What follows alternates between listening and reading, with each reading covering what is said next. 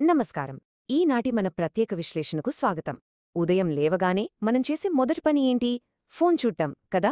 మనం ఏం చూడాలో, ఏం కొనాలో, చివరికి ఏం ఆలోచించాలో కూడా ఈ అల్గోరిథమ్స్ డిసైడ్ చేస్తున్న ఈ రోజుల్లో ఆ మాయలో పడకుండా మనల్ని మనం ఎలా కాపాడుకోవాలి? మన మైండ్ మన కంట్రోల్లోనే ఎలా ఉంచుకోవాలి? ఈ రోజు మనం ఇదే తెలుసుకోబోతున్నాం. చాలా ఆసక్తికరంగా ఉంటుంది. పదండి మొదలుపెడదాం. ఇప్పుడు మనం ముందున్న అతి పెద్ద, చాలా ముఖ్యమైన ప్రశ్న ఏంటంటే, can humans think freely beyond algorithms?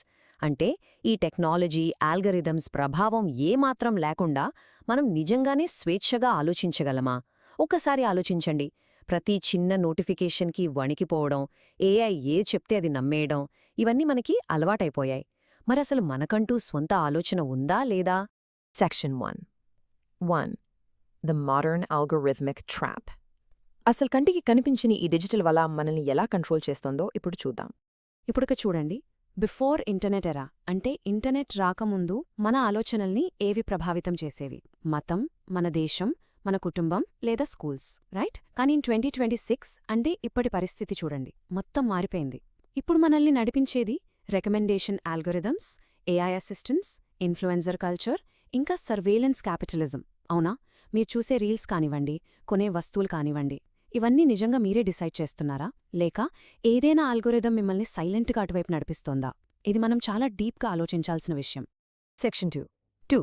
The anti గురు, జిడ్డు కృష్ణమూర్తి.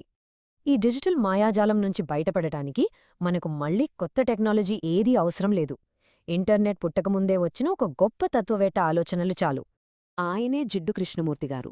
ఆయన 1895లో మన ఆంధ్రాలోని మదనపల్లిలో జన్మించారు. 1910ల నాటికి ఆయనని ఒక వరల్డ్ టీచర్లాగా, అంటే ఒక ప్రపంచ గురువుగా తయారు చేయాలని అప్పటివాళ్లు అనుకున్నారు. కానీ ఇక్కడే ఒక అద్భుతం జరిగింది. 1929లో ఆయన తన కోసం క్రియేట్ చేసిన ఆ సంస్థని పూర్తిగా రద్దు చేసేశారు. అవును, నిజంగానే ఆధ్యాత్మికంగా ఎవరిపైన ఆధారపడటం ఆయనకు అస్సలిష్టం లేదు.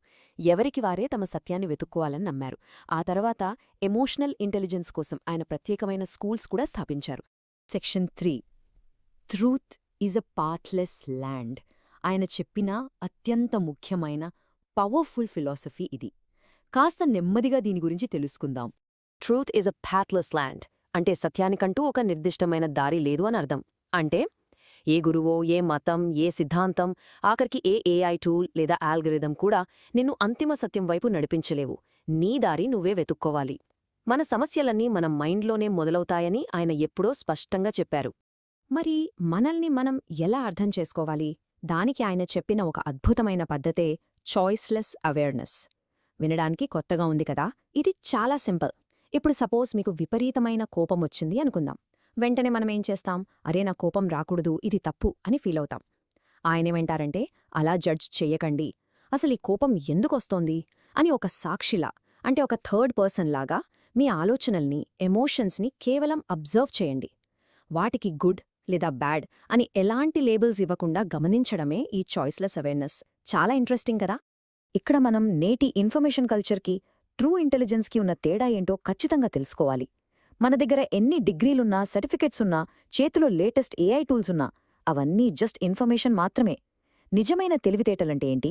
విజ్డమ్, ఎమోషనల్ క్లారిటీ మరియు కంపాషన్. అంతేకాని మైండ్లో బోలెడంత డేటా నింపుకోవడం కాదు. డేటా ఉండటం వేరు, మైండ్లో క్లారిటీతో బతకడం వేరు. Section 4. Healing the generational mind. అసలు ఈయన ఫిలాసఫీ మన ఈ డిజిటల్ టెన్షన్స్ని ఎలా తగ్గిస్తుందో ఇప్పుడు చూద్దాం. ఇది మనందరికీ పర్ఫెక్ట్గా సింక్ అవుతుంది. ముందుగా జెన్ఎక్స్ జనరేషన్ గురించి మాట్లాడుకుందాం. అంటే దాదాపుగా 1965 నుంచి 1980 మధ్య పుట్టినవాళ్లు. వీళ్ళకి కెరియర్ బర్న్అవుట్, రెస్పాన్సిబిలిటీస్ చాలా ఎక్కువ. వీళ్ళకి ఆయన చెప్పే సొల్యూషన్ ఏంటంటే, ఈ యాంత్రిక జీవితాన్ని, అదే మెకానికల్ లివింగ్ని ప్రశ్నించండి. సక్సెస్ వేరు, పీస్ ఆఫ్ మైండ్ వేరు అని తెలుసుకోండి. మన లోపల మనం గమనించుకుంటే ఈ ఆటోమేషన్ వల్ల వచ్చే ఐడెంటిటీ క్రైసిస్ నుంచి, అలాగే ఎదుటివాళ్లతో పోల్చుకునే అలవాటు నుంచి ఖచ్చితంగా స్వేచ్ఛ దొరుకుతుంది. ఇక మిల్లేనియల్స్ విషయానికొస్తే, అబ్బా, వీళ్ళకి సోషల్ మీడియా వ్యాలిడేషన్ చాలా ముఖ్యమైపోయింది. మన పోస్ట్కి ఎన్ని లైక్స్ వచ్చాయి అనే దాన్ని బట్టి మన వాల్యూ డిసైడ్ చేసుకుంటున్నారు. అది చాలా డేంజర్. అందుకే disconnect self worth from likes. పక్కనోళ్ల లైఫ్ స్టైల్ చూసి బాధపడకండి. డిజిటల్ స్టేటస్ కన్నా సైకలాజికల్ ఫ్రీడమ్, అంటే మానసిక స్వేచ్ఛకే ఎక్కువ ఇంపార్టెన్స్ ఇవ్వండి. అప్పుడే ఈ ఫోన్ అడిక్షన్, ఫోమో నుంచి బయటపడతారు. మరి జెన్జీ పరిస్థితి ఏంటి?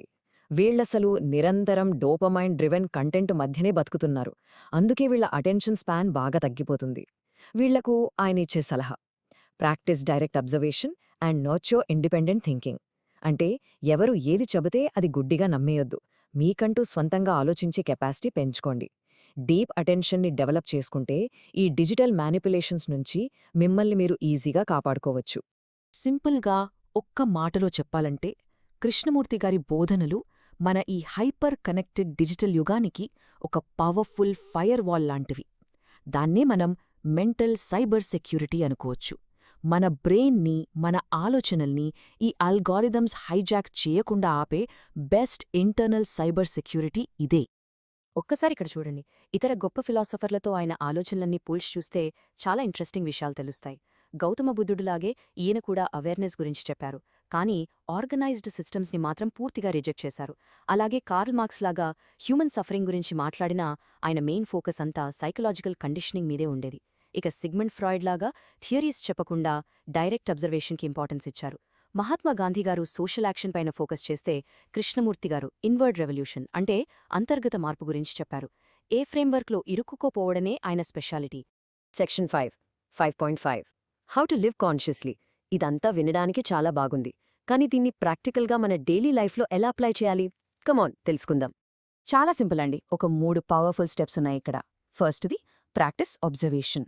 రేపటి నుంచి మీరు ఫోన్ తీసి ఏ యాప్ అయినా ఓపెన్ చేసే ముందు ఒక్క క్షణం ఆగి, అస్సలు నేనెందుకు ఈ యాప్ ఓపెన్ చేస్తున్నాను అని మిమ్మల్ని మీరు అడగండి.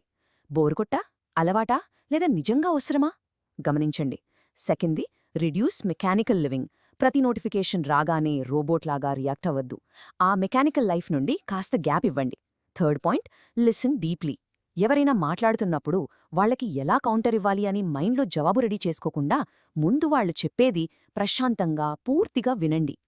ఇక్కడ మనం ఇంకో ముఖ్యమైన విషయం చూడాలి. ముఖ్యంగా స్టూడెంట్స్కి, ప్రొఫెషనల్స్కి ఇది బాగా ఉపయోగపడుతుంది. మార్కులు, ర్యాంకులు, ఎదుటివాళ్లతో కంపారిజన్, ఇలాంటి ఫియర్ బేస్డ్ ఎడ్యుకేషన్ వల్ల నిజమైన గ్రోత్ ఎప్పటికీ రాదు. భయంతో మీరు దేన్ని సరిగా నేర్చుకోలేరు. మరి రియల్ లెర్నింగ్ అంటే ఏంటి? మనలో క్యూరియాసిటీ ఉండాలి, కొత్తవి ఎక్స్ప్లోర్ చేయాలి, స్వేచ్ఛగా ప్రశ్నించగలగాలి. అప్పుడే ఎవరికైనా నిజమైన ఎదిగే అవకాశం ఉంటుంది. సో మనం ఎండ్కొచ్చేసాం. ఫైనల్గా ఒక్క మాట. In an age where AI can influence what humans think, Krishnamurthy reminds humans to observe how they think. చాలా డీప్గా ఉంది కదా?